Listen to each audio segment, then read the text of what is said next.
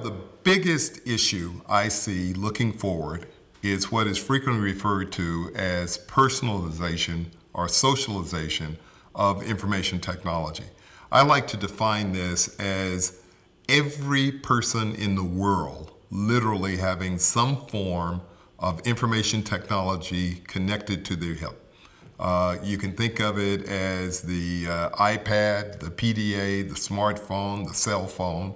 The idea that you have significant computing capability tied to communication capability so that anywhere you're standing in the world, you basically can participate in the global information sharing that's occurring.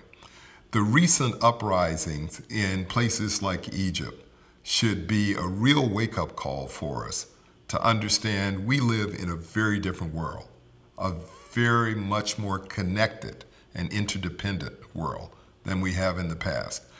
And this move is causing the large corporations I work with to totally change their approach to management control.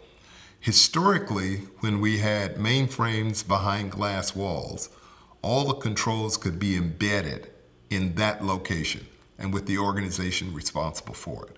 Now that we see this total decentralization, if you will, of technology, you see companies that are giving capital allocations to individuals, telling their employees, go buy any technology you want. We'll build an environment that supports that technology on the edge. We'll build an environment that focuses on control of our key assets centrally. But in fact, we live in a world where this technology is totally distributed. You frequently hear discussions about cloud computing and how important that is going forward in support of this total distribution of technology.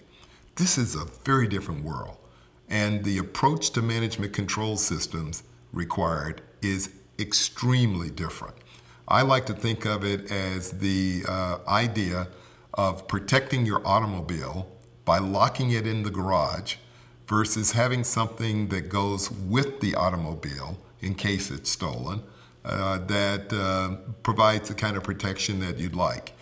In the old days, we locked up all our data in the centralized computing center, and we built a perimeter defense that fit the ability to control and protect our key assets. When you talk about technology connected at the hip of every person in the world, that's a very different environment. And you have to develop schemes that embed security in that distributed environment, which is a very, very different approach.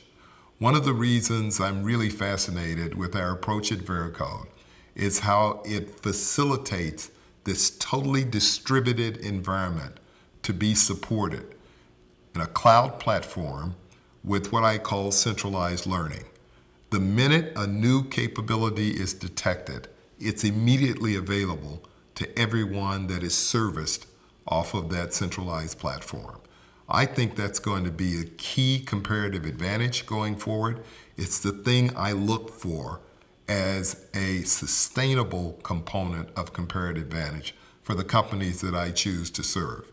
I'm very pleased to support our initiative in that area and think a lot of people will find that it's a unique differentiator as they try to build secure environments going forward.